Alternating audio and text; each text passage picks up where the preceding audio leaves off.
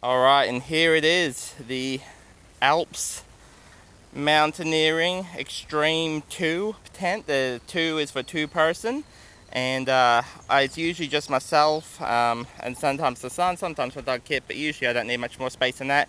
Plus with tents, I really like to leave a very, very small footprint when I go places. I like to get in and I like to get out, and I don't want to spend more than about 5 to 10 minutes setting up the tent. The first time setting this up was 14 minutes. Now that I know the differences between this tent and my other ALPS tent, I'll be able to cut that down to probably about 7 or 8 minutes. And inevitably, I like to do competitions with myself, and I get that down to about 5 minutes setup time. That's including the tent on, the vestibule spread out, and all of that. So I'll go over the pros and cons that I think that this tent has had compared to the other ALPS tents that I've had in the past. And the first, we'll start with the pros. There are some awesome pros to this tent.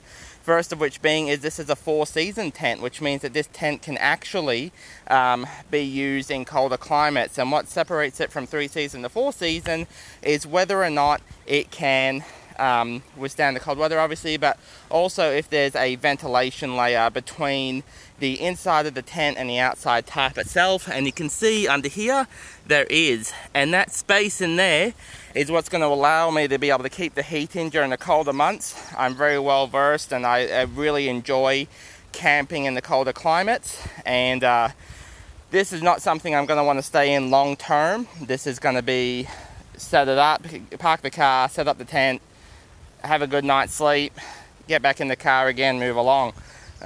You'll see in other videos when I'm testing more tents and trying out different products, you'll see an actual full-blown winter tent with a wood stove in it. So I'm quite excited for that video. But if you like, subscribe and hit the like button, and you'll be able to see some more tent reviews, some more tent products, and we'll put this tent through some really rigorous testing. I'll have this tent set up in some of the most extreme weather that we get here in South Central Kentucky. And when I go on my travels, I'm going to take this tent down to the Gulf, and inevitably we're going to end up in probably northern Washington state.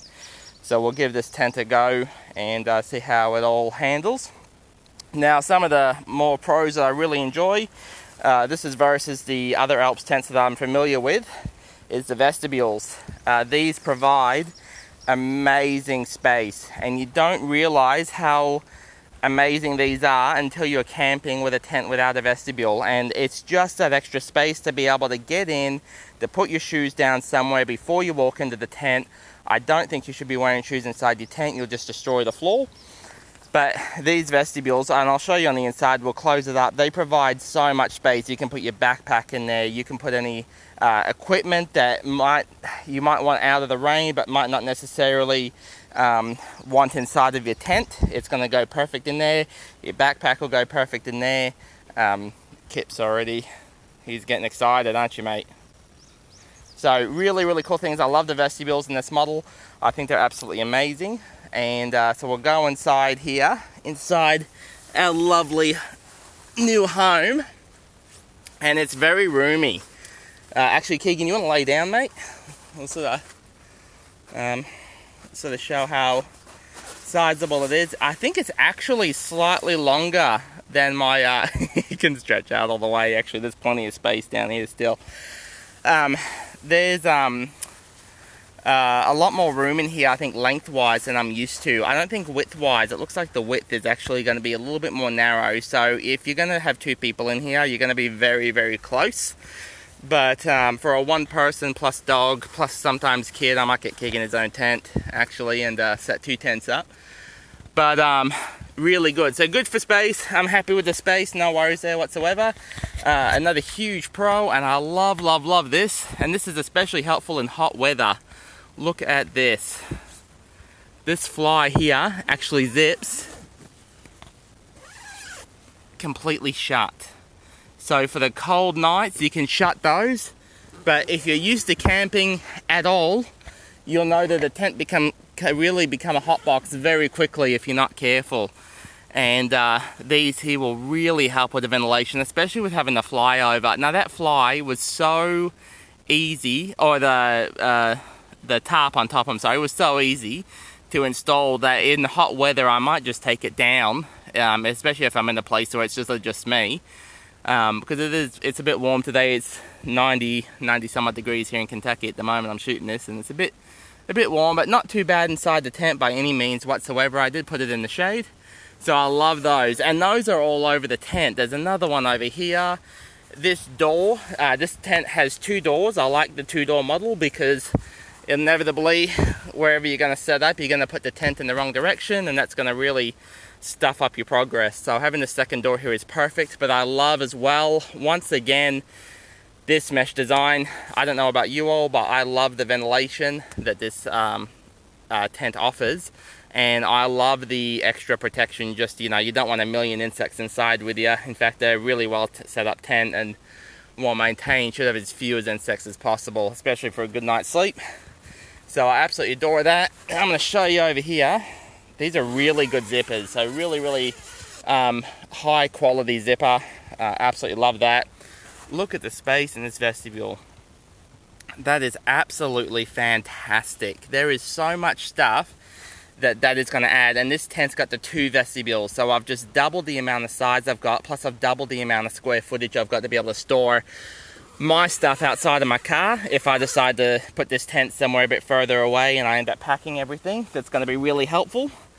Another thing this tent also has is this lovely thing here. Now, if you have anything that requires a cord, whether it's hooked up to a generator, whether it's hooked up to solar power, whatever that might be, it's got this lovely zipper thing here. Velcro's on the other side and will actually come through. I don't know if you can see that, will come through here. So keeping everything nice and dry and very well protected. So overall, extraordinarily happy with this tent. Now I'll discuss some of the cons.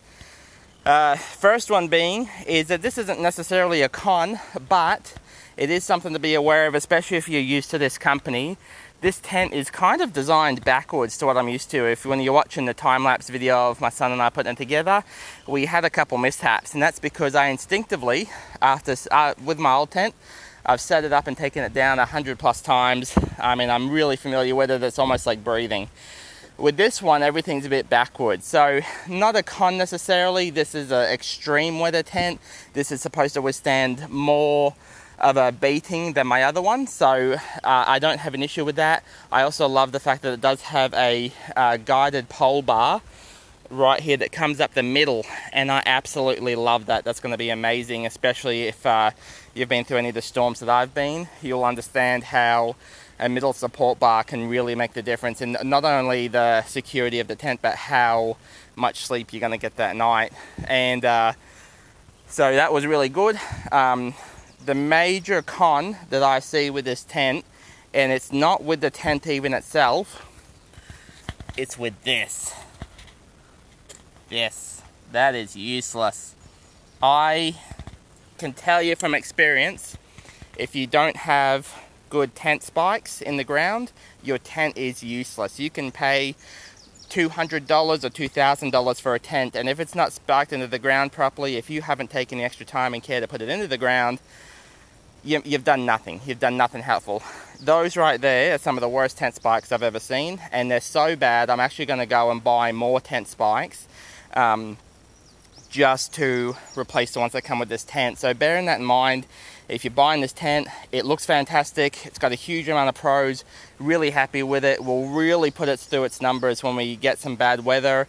I'll set it up this winter, and I'll probably see if I can last a week in the tent before I take off up to the northwest and really give it a good go, but not without new spikes. So like I said, great tent overall, quite roomy, love the vestibules, love the middle support bar, love a lot of things about it, but those spikes have got to go. In fact, they're not worth anything. They're barely, you can see, I mean, I've only just lightly put them into the ground. Realistically, if you get even a moderate wind, this tent's going to go flying. So get rid of those.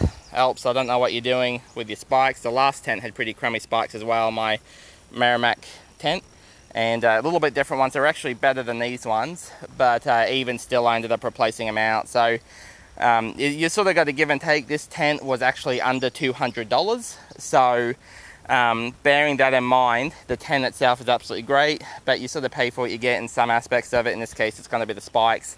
into the ground, so definitely get new ones of those. But overall, extremely happy.